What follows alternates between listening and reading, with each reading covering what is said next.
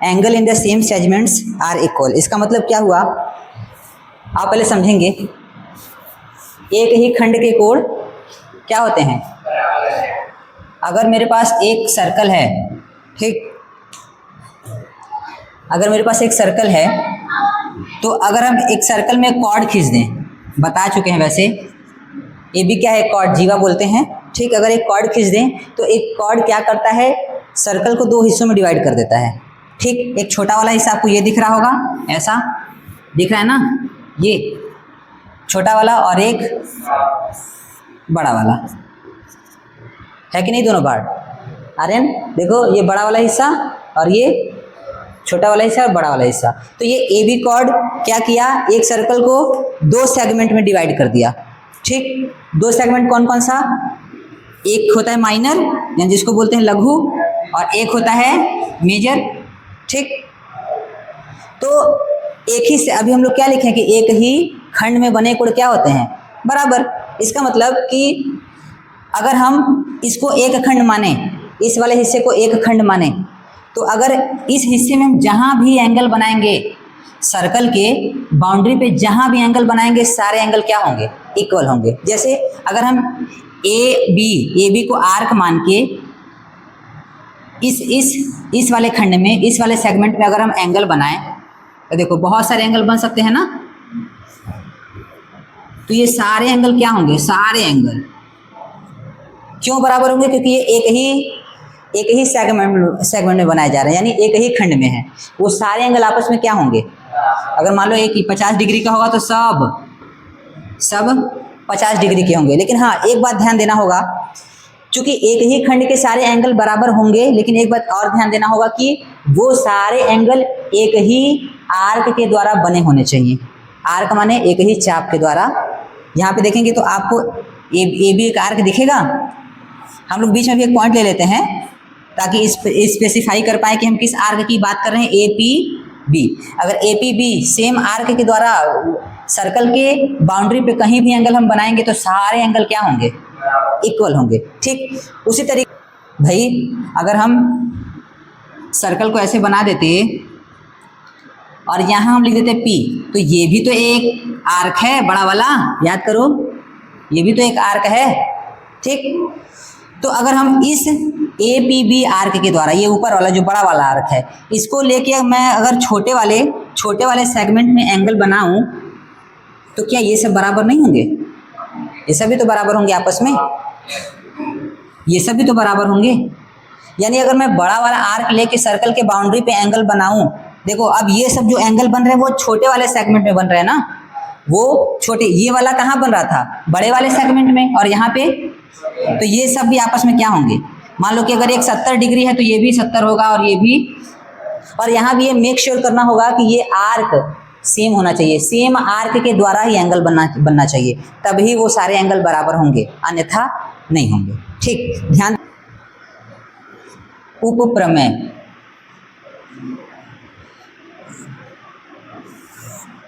Corollary, ठीक है, इसको लिखिए भाई।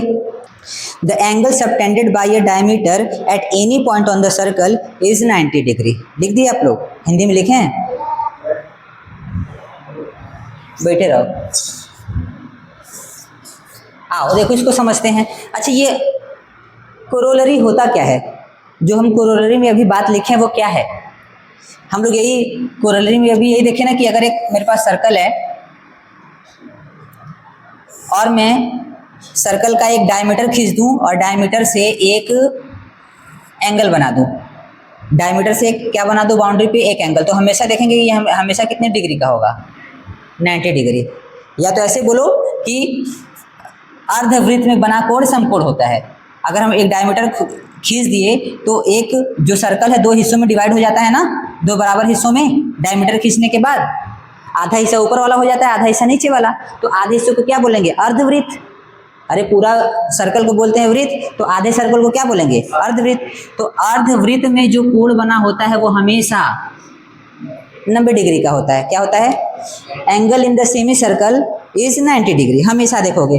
अगर मैं इधर भी एंगल बना दूं ना, यहाँ भी एंगल बना दूं, तो ये भी कितना मिलेगा, क्योंकि नीचे वाला भी तो अर्धवृत्त है, ठीक।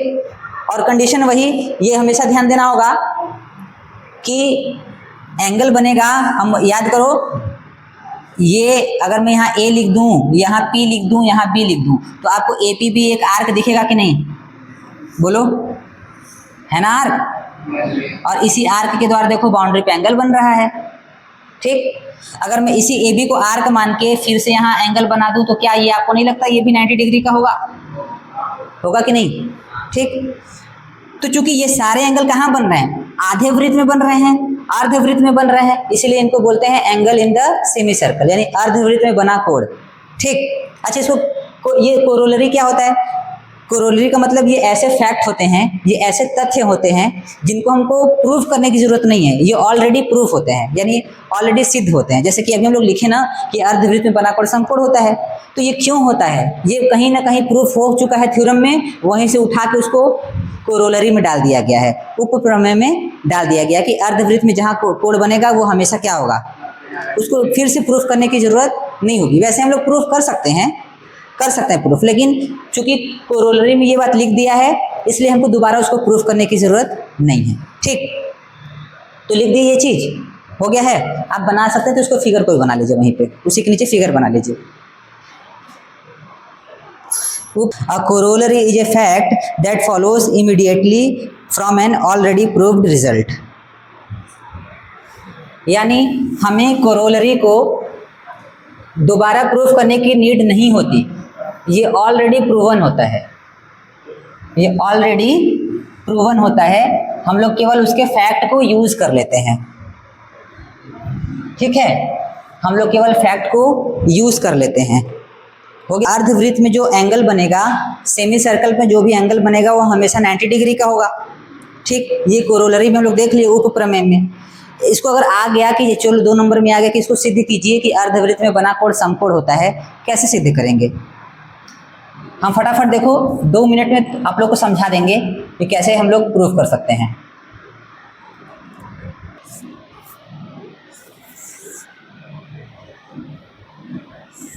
देखो मालूम है, यहाँ A पॉइंट ले लिया, यहाँ B पॉइंट, इसको O पॉइंट बोल दिया।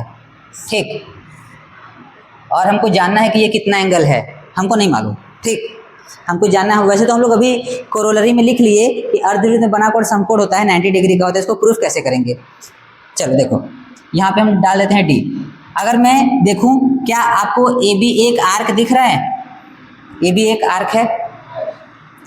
ठीक, अच्छा, आर्क के द्वारा जो सेंटर पे एंगल बनता है वो उसी आर्क के द्वारा बाउंड्री पे बने एंगल का दुगना होता है, याद है? अगर ये x है तो जो सेंटर बनेगा वो कितना एंगल बनेगा? 2x बनेगा। अभी प्रूफ कर चुके हैं हम लोग। क्या किए थे? एक ऐसे करके, याद है, ऐसे करके डाले थे, तो वहां से हम प्रूफ कर दिए थे कि सेंटर बना एंगल बाउंड्री पे बने एंगल का डबल होता है। प्रूफ किए थे। इसी को यहाँ पे यूज कर लेंगे। कैसे? वीडियो में देखेंगे तो मिल जाएगा ये। ठीक, तो आप यहाँ पे देखिए कि यहाँ जो भी एंगल बन रहा होगा वो इसका डबल होगा कि नहीं? अरे भाई, ए भी एक आर्क है ना, तो ये आर्क सेंटर पे एंगल बना रहा है ना ये, और यही ए बी आर्क बाउंड्री पे भी तो बना रहा है। देखो, बना रहा है।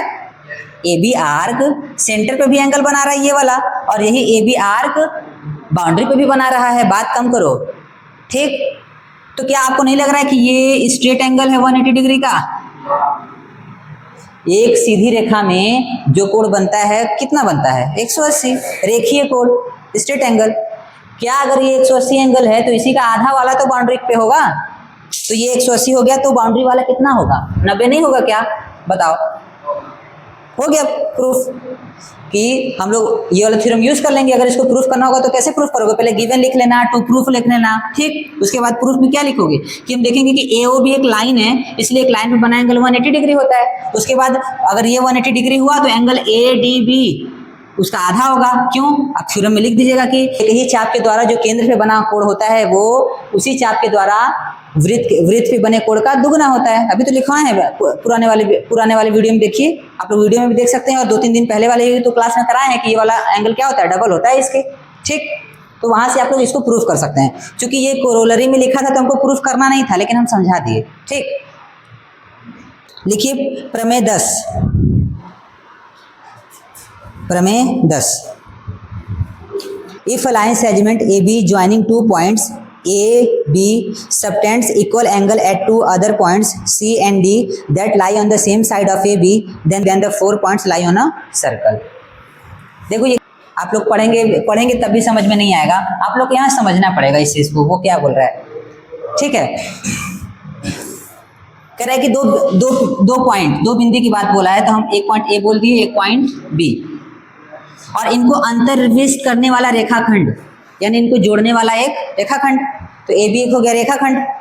तो कह रहा है कि ए बी रेखाखंड के एक ही साइड दो और बिंदु हैं, एक ही साइड दो और बिंदु हैं, और वो दोनों बिंदु पे जो एंगल जो रेखाखंड ए बी जो दोनों बिंदुओं पे एंगल बना रहा है वो बराबर बना रहा है। इसका मतलब एक पहले दो बिंदु ले लेते हैं, मान लो यहाँ बिंदु है सी और एक और बिंदु ले लिए हम डी। तो ये जो ए बी रेखाखंड है जो ये सी पे एंगल बना रहा है ये एंगल, और यही ए बी रेखाखंड जो डी पे एंगल बना रहा है ये एंगल, बोला कि ये दोनों एंगल बराबर है, दोनों एंगल क्या है, बराबर है। तो आप ये सिद्ध कर दीजिए। हाँ, एक बात और ध्यान दीजिए कि ये जो दोनों बिंदु हैं ए बी के एक ही साइड स्थित हैं, आप लोग पढ़ेंगे ना तो लिखा है कि एक ही ओर स्थित हैं, या तो दोनों बिंदु इस साइड हो सकते हैं या तो दोनों पॉइंट किसी एक साइड होने चाहिए, ये ध्यान देना है। ठीक, तो अगर ऐसा है, अगर ये दोनों एंगल इक्वल हैं तो ये सिद्ध कर दो कि ये जो चारों पॉइंट हैं ए बी सी डी, ये चारों पॉइंट सर्कल पे लाई करते हैं, ये सिद्ध कर दीजिए कि यानी एक सर्कल बनाए तो वो चारों पॉइंट से होके गुजरे, ये सिद्ध करना है, ये प्रूफ करना है कि ये प्रूफ कर दो कि चारों पॉइंट कहाँ है, सर्कल के ऊपर। ठीक, अगर ऐसा कंडीशन है तो क्या कंडीशन है फिर समझिए। एक लाइन है ए बी, ये जो ए बी लाइन है वो लाइन ए बी लाइन के किसी एक साइड, चाहे तो नीचे चाहे तो ऊपर, किसी एक साइड दो एंगल्स बना रहे हैं सी और डी। अगर ये दोनों एंगल इक्वल हैं तो ये प्रूफ कर दीजिए कि ये चारों पॉइंट कहाँ लाई करते हैं, एक सर्कल पे। हम लोग शुरुआत में प्रूफ कर चुके हैं कि अगर मेरे पास तीन नॉन कोलिनियर पॉइंट हैं, तीन नॉन कोलिनियर बने जो असंरेखीय हैं यानी एक लाइन में स्थित नहीं है, तो उन तीनों पॉइंट से होता हुआ एक सर्कल बनता है। याद करो, एक सर्कल हम ऐसा बना पाते हैं ना जो तीनों पॉइंट से होके जाता है, बनाते हैं, भले टेढ़ा आप लोग को दिखे, लेकिन तीन पॉइंट ऐसे लाई करते हैं जो नॉन कोलिनियर होने चाहिए, तो एक सर्कल बन जाता है।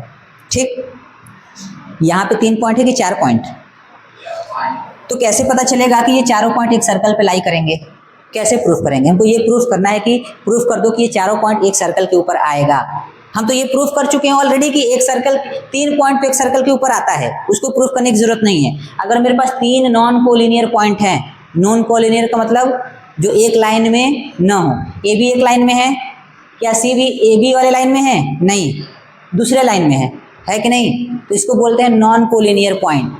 कोलिनियर पॉइंट क्या होता है, जो एक ही लाइन में हो। एक ही लाइन में अगर पॉइंट होंगे तो क्या एक भी सर्कल पॉसिबल है, तीनों पॉइंट से होके बना दो, एक भी सर्कल पॉसिबल नहीं है। तुम सर्कल बनाओगे या तो वो ए बी से होकर गुजरेगा, या तो ए सी से होकर गुजरेगा, या तो बी सी से होकर गुजरेगा। क्या तीनों पॉइंट को लेके एक सर्कल बनेगा? जो पॉइंट अगर एक लाइन में होंगे तो नहीं होंगे, यानी एक किसी न किसी पॉइंट को नॉन कोलिनियर होना पड़ेगा या किसी तीसरे पॉइंट को अलग बनाना पड़ेगा, तब हम एक सर्कल ऐसा बना पाते हैं जो 3 पॉइंट से होके जाता है। लेकिन यहाँ पे हमको ये सिद्ध करना है कि ये चारों पॉइंट कहाँ पे हैं, सर्कल के ऊपर, यानी मुझे एक ऐसा सर्कल बनाना है जो चारों पॉइंट से होके गुजरे। ठीक, कंडीशन क्या है, मेरे पास ये दोनों एंगल इक्वल दिए हुए हैं, अभी लिखा है ना थ्योरम में ये दोनों एंगल क्या है, बोला है ना कि ये भी बराबर कोण बनाता है। प्रूफ करने के लिए 2 कंडीशन बनेंगे।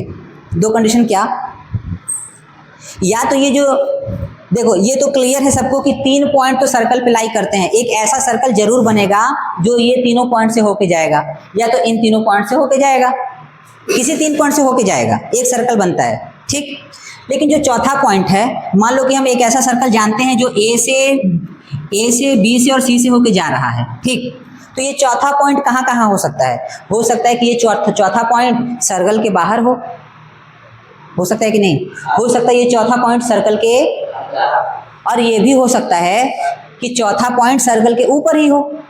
ठीक, जैसे मेरा कहने का मतलब ये है कि एक कंडीशन ऐसा हो सकता है कि ये है ए, ये है बी और ये है सी, और डी पॉइंट कहीं बाहर है, डी पॉइंट। ठीक, देखो एक कंडीशन ये हो सकता है, 3 पॉइंट तो सर्कल पे होते ही हैं, एक सर्कल ऐसा बनता है जो 3 पॉइंट से होकर गुजरता है। चौथा पॉइंट कहाँ हो सकता है? बाहर हो सकता है। दूसरा कंडीशन,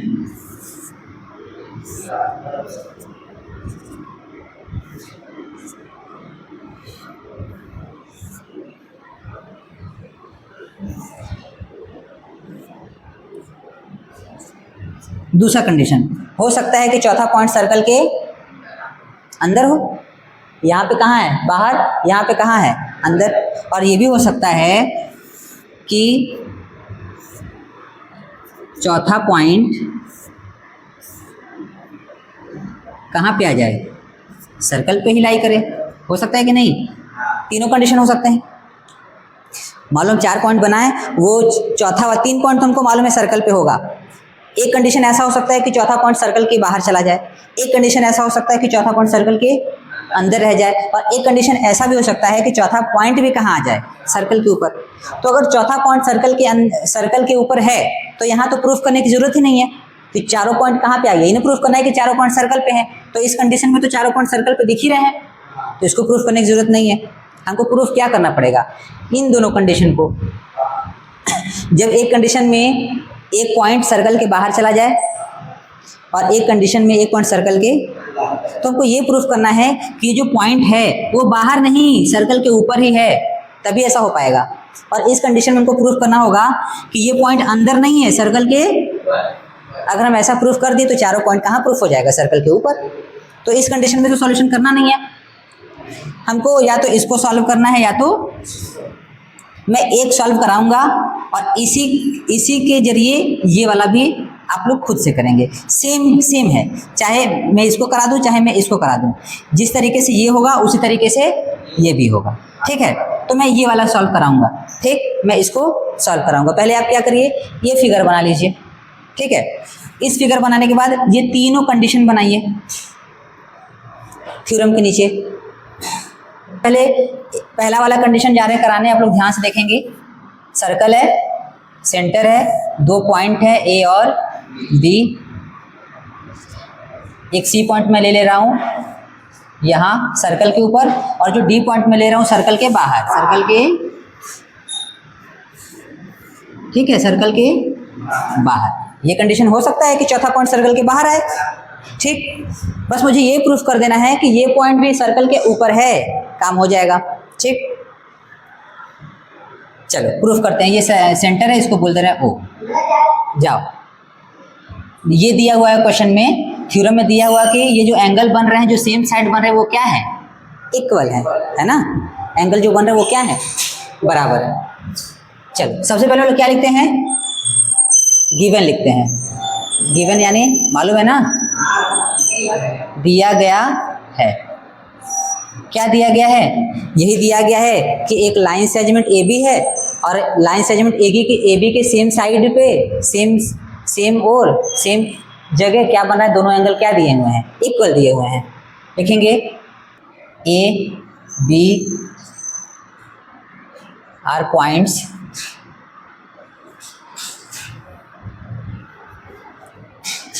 और क्या दिया हुआ है कि angle A C B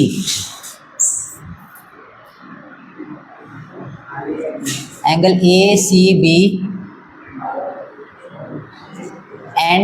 angle A D B lie, ये दिया हुआ ना, ये दोनों पॉइंट एक ही ओर स्थित हैं, lie on the same side of A B. Hindi में क्या लिखेंगे कि ए बी दो बिंदुएं हैं और कोण ए सी बी और A D B A B के भुजा ए बी के एक ही ओर स्थित हैं।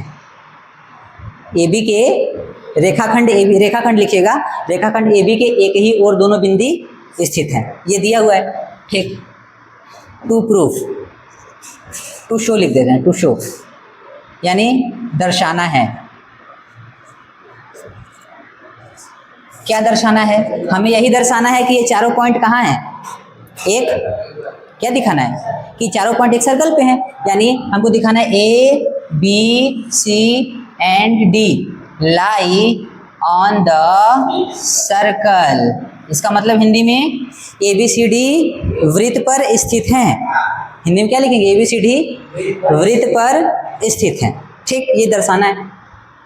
कंस्ट्रक्शन करना होगा हम लोग को, कंस्ट्रक्शन करना होगा। कंस्ट्रक्शन का मतलब जानते हैं ना?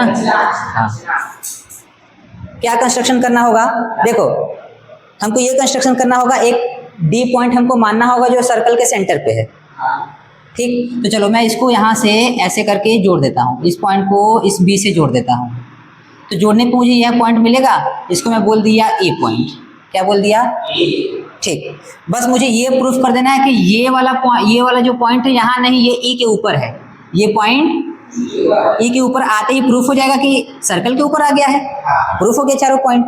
ठीक, चलो तो हम लिखेंगे कंस्ट्रक्शन में क्या लिखेंगे कि ज्वाइन ईबी, ज्वाइन ईबी को जोड़ा गया, ईबी को, रेखाखंड ईबी को जोड़ा गया। ठीक, अब प्रूफ करते हैं। प्रूफ, चलो अब प्रूफ क्या करना है। देखो एक चीज तो हम गिवन में लिखे ही नहीं, आप लोग गिवन में जगह बना के लिख दीजिएगा। ये दोनों एंगल इक्वल है ना, तो हम जगह नहीं मिल रहा तो यहीं लिख दे रहे हैं। एंगल ए सी बी कहाँ लिखे हैं बाबू? ये देखें कि ये दोनों एंगल एक ही साइड स्थित है, बराबर कहाँ लिखें? एंगल ए सी बी बराबर है एंगल ए डी बी के। चलो पहले उसी को यूज करते हैं। दिया हुआ है क्या कि एंगल ए सी बी बराबर है एंगल ए डी बी के, है ना? ये बात क्या है? गिवन है। इसको बोल दें क्वेश्चन नंबर फर्स्ट। ठीक, अच्छा हम ये भी बोल सकते हैं कि एंगल ए सी बी और एंगल ए ई बी ये भी इक्वल होगा। ये एंगल और ये एंगल भी इक्वल होगा। क्यों इक्वल होगा? क्योंकि रेखाखंड के एक ही साइड तो स्थित हैं, angle in the same segment. अभी तो देखें कि अगर एक रेखाखंड के, या तो ऐसे बोलो कि एक आर्क के द्वारा जितने भी एंगल बनते हैं सब बराबर होते हैं कि नहीं? देखो ए बी से यहाँ सी पे बन रहा है एंगल, और इसी ए बी आर्क से ई पे भी तो बन रहा है, तो क्या ये दोनों एंगल इक्वल नहीं होंगे? तो मैं उस बात को लिखने जा रहा हूँ कि एंगल ए सी बी बराबर होगा एंगल ए ई बी के, ए ई बी के। क्यों बराबर होगा? क्या लिखेंगे? Angle in the same segment, एक ही खंड में बने कोण, एंगल्स इन द सेम। जिसको नहीं आएगा लास्ट में हमसे पूछेगा, अभी कोई नहीं लिखेगा। ठीक, इसको हम बोल देंगे क्वेश्चन नंबर दूसरा। देखिए कि आप इक्वेशन फर्स्ट और इक्वेशन सेकंड को देखिए। ए सी बी इस एंगल के बराबर है और ए सी बी इस एंगल के बराबर है, यानी लेफ्ट हैंड साइड ए सी बी बराबर है। तो अगर लेफ्ट हैंड साइड बराबर तो राइट हैंड साइड भी होता है ना, कि अगर बायां पक्ष बराबर है तो दायां पक्ष भी क्या होता है? बराबर। तो हम बोल सकते हैं from equation first and second, ये दोनों भी आपस में क्या होंगे? तो एंगल ए डी बी बराबर होगा एंगल ए ई बी के। इसको बोल दिए इक्वेशन नंबर थर्ड। होगा कि नहीं होगा? ठीक, अब आप ए डी बी को देखिए और ए ई बी को देखिए। वहां पे ए डी बी कहाँ आया? ए डी बी और ए ई बी, यानी ये दोनों एंगल इक्वल है ना? ये नहीं लिखा है नीचे? ये दोनों एंगल क्या होगा? इक्वल। ठीक, बराबर होगा। आप ध्यान से देखिएगा एक बात और, आपको एक ट्रायंगल दिखेगा बी ई डी, दिखा? देखो हम यहाँ बना के दिखाते हैं। यहाँ लिखा है बी, यहाँ लिखा है ई, थोड़ा सा ऊपर लिख दें, यहाँ लिखा है ई और यहाँ लिखा है डी। मैं इस एंगल को और इस एंगल को क्या बोल दिया? यही ना? अब ध्यान से देखना, हम लोग एक थ्योरम पढ़े हुए हैं कि ट्रायंगल में जो ट्रायंगल का बाहर वाला एंगल होता है, एक्सटीरियर एंगल होता है, बाह्य कोण होता है, वो दूर स्थित दो कोण के योग के बराबर होता है। यानी अगर इसको सीधा करके समझाएं आप लोग को, तो ये जो बाहर वाला एंगल होता है वो दो ट्रायंगल के अंदर वाले दोनों कोण के बराबर होता है, जो इस एंगल से दूर स्थित है। यानी सुदूर अंतः कोणों को क्या होता है? बराबर। ये कौन सा एंगल? बाहर वाला। यानी अंदर वाले दोनों एंगल को जोड़ेंगे तो क्या आ जाएगा? यानी अगर ये 50 है, ये 60 है, तो ये क्या मिलेगा? ठीक, ये बाह्य कोण थ्योरम होता है, एक्सटीरियर एंगल प्रॉपर्टी होती है ट्रायंगल की, कि ट्रायंगल का जो बाहर वाला एंगल होता है वो दूर स्थित दो एंगल के सम के इक्वल होता है। ठीक, तो देखो यहाँ पे तो यही कंडीशन लग रहा है, ये बाहर वाला एंगल है, यानी बाहर वाला एंगल कब आएगा, जब इस एंगल को और इस एंगल को क्या कर देंगे, जोड़ देंगे। यानी कि ये जो बाहर वाला एंगल होगा वो इन दोनों से तो बड़ा होगा, होगा कि नहीं? क्यों बड़ा होगा? इसलिए क्योंकि इन दोनों को जोड़ने के बाद ये वाला आता है। अगर इन दोनों को जोड़ने के बाद ये वाला आता है तो ये बड़ा होगा ना, क्योंकि दो छोटे को जोड़ेंगे तभी तो बड़ा वाला आएगा, बाहर वाला। यानी 100% कि अंदर वाले एंगल छोटे छोटे होते हैं और बाहर वाला एंगल बड़ा होता है। ठीक, यानी अंदर वाले जो एंगल होंगे वो छोटे छोटे होंगे, लेकिन ये बाहर वाला बड़ा होगा। लेकिन अभी हम लोग प्रूफ किए हैं कि ये दोनों एंगल बराबर हैं। ऐसा कैसे, बराबर कैसे हो सकता है? हम लोग जानते हैं ना कि बाहर वाला एंगल अंदर वाले एंगल से बड़ा होगा, होगा कि नहीं? लेकिन अभी हम लोग प्रूफ किए हैं, देखो, यानी ये वाला अंदर वाला एक एंगल, ये बाहर वाला एक एंगल बराबर कैसे हो सकता है? कभी भी बराबर हो सकता है? अगर ये 110 है तो क्या ये अकेले 110 हो सकता है क्या? नहीं हो सकता। ठीक, तो यहाँ पे हो रहा है ये कंट्राडिक्शन। कंट्राडिक्शन माने यहाँ विरोधाभास उत्पन्न हो रहा है, ये दोनों एंगल बराबर हो नहीं सकते। इसका मतलब जो हम पॉइंट बाहर लिए थे ना, ये पॉइंट बाहर नहीं है, ये पॉइंट इसी के, ठीक, ये चीज़ हम लोग को प्रूफ कर देंगे, बस हो गया काम। ठीक, इतना हो गया, आप लोग समझ गए? ठीक, अब देखो, अब हम लिखेंगे इन ट्रायंगल बी ई, हाँ यहाँ पे लिखेंगे in triangle B E D. अब हम यहाँ पे ये दिखाएंगे कि ये दोनों एंगल का सम इसके बराबर होता है, यानी angle E B D, angle E B D plus angle ये वाला, इस एंगल को कैसे लिखेंगे? ई डी बी, ये बराबर होते हैं, दोनों को जोड़ेंगे तो किसके बराबर आएगा? ये बाहर वाले एंगल के, angle O E B, angle O E B के। क्यों? क्योंकि exterior angle property of a triangle, एक त्रिभुज का बाह्य कोण प्रमेय से ये हम लोग कर दिए। इसको हम बोल देंगे क्वेश्चन नंबर 4।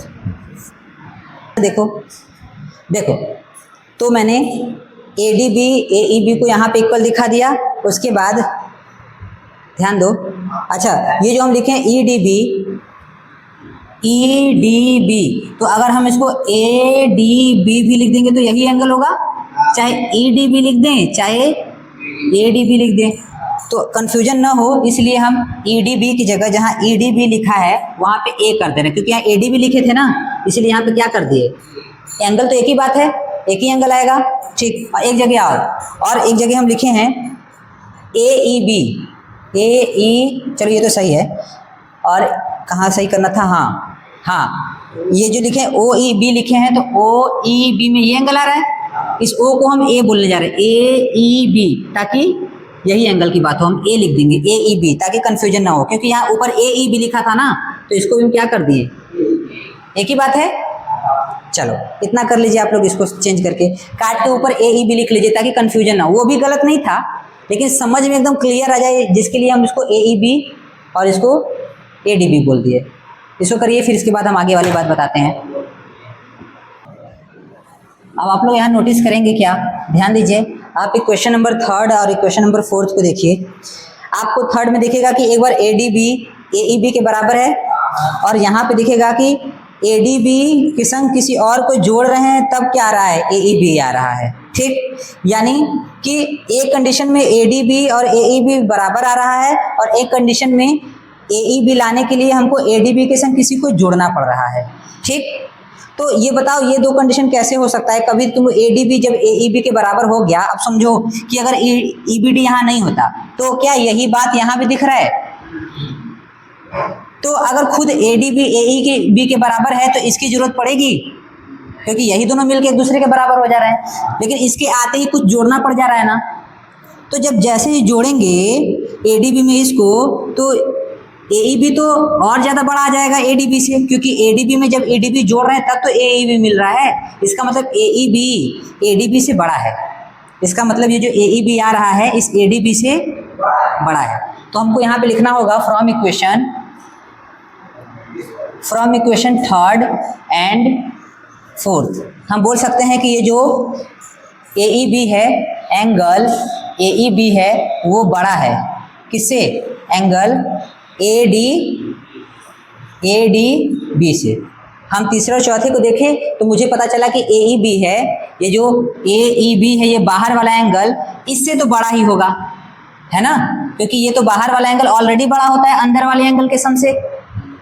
तो जब इन दोनों के सम से ये बड़ा होता है तो अकेले भी तो इससे ये बड़ा ही होगा बाहर वाला एंगल। तो एक कंडीशन में ए ई बी बड़ा मिल रहा है और एक कंडीशन में A E B A D B के बराबर मिल रहा है। ऐसा कैसे हो सकता है, ऐसा नहीं हो सकता।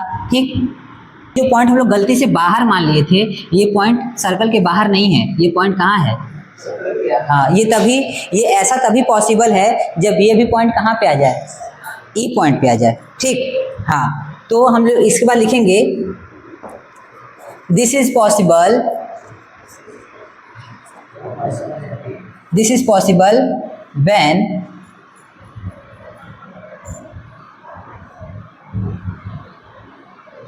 when points D and E coincide,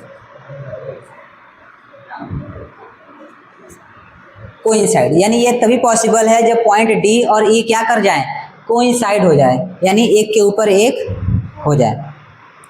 ठीक, this is possible only when point D and E R coincide. तो हम बोल सकते हैं देयरफॉर, अब हम बोल सकते हैं ये कोइंसाइड होगा तभी ऐसा पॉसिबल है। अब ये डी वाला पॉइंट भी ई के ऊपर आ गया, इसका मतलब चारों पॉइंट कहाँ पे आ गए, सर्कल के, हाँ it means A B C D lie on the circle. ये प्रूफ करना था ना, प्रूफ हो गया। इसका मतलब ए बी सी डी कहाँ पे लाई कर रहे हैं, सर्कल के ऊपर लाई कर रहे हैं। बस लिख लीजिए इसको, हो गया सबका। चलो अब देखो, अगर ये बात आप लोग समझ लिए तो इसी का जस्ट जो केस सेकंड है, केस सेकंड भी यही होगा, ऐसे ही करना होगा, उसको भी ऐसे ही प्रूफ करना होगा। जो पॉइंट डी सर्कल के अंदर आ गया था, याद है, सर्कल के बाहर वाला तो हम करा दिए, सर्कल के अंदर वाला आप लोग को करके आना है, कल चेक करेंगे। ये वाला कंडीशन इसी तरीके से होगा। जो बी पॉइंट कहाँ था, सर्कल के अंदर था ना, ये सी था, यहाँ ए था, यहाँ बी था,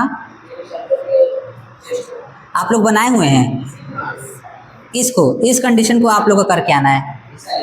आपको प्रूफ कर देना ये पॉइंट अंदर नहीं है, इसके ऊपर है, कुछ नहीं करना है, बस इसको ऐसे बढ़ा के, इसको ऐसे बढ़ा दीजिएगा यहाँ और इसको बी से जोड़ लीजिएगा, इसको बी से जोड़ लिए, इसको बोल दीजिएगा ई पॉइंट। तो देखो आपको फिर से सर्कल दिखा एक ठो, देखो फिर से वही काम कर लेंगे, सेम काम, सेम नहीं उतारना है, यहाँ पे कंस्ट्रक्शन में बदलाव होगा। कंस्ट्रक्शन में क्या करोगे, लिखोगे कि ए डी को ई तक बढ़ाया गया, ठीक, ई तक बढ़ाया गया और ई बी को जोड़ा गया, ऐसे लिखना होगा। ठीक, उसके बाद सेम चीज़ करना होगा। पहले तुम दिखाओगे कि ये एंगल इसके बराबर है जो कि सवाल में नहीं, ये एंगल इसके बराबर है जो कि सवाल में दिया हुआ है। फिर तुम ये एंगल को इसके बराबर करोगे क्योंकि एक ही वृत्तखंड में बना हुआ कोण है। उसके बाद पहले और दूसरे से देखोगे कि ये और ये बराबर हो जाएगा। लेकिन कैसे भाई, ये तो बाहर वाला, ट्रायंगल के बाहर वाला एंगल है ना, ट्रायंगल के बाहर वाला एंगल बड़ा होता है अंदर वाले एंगल से, तो पता चलेगा कि ये एंगल बड़ा भी है और बराबर भी है। ऐसा कैसे हो सकता है, यह तभी पॉसिबल होगा जब दोनों पॉइंट कहाँ होंगे, एक के ऊपर होंगे। हो गया, फिर से प्रूफ हो गया। ठीक, तो ये काम आप लोगों को करके आना है, ठीक है।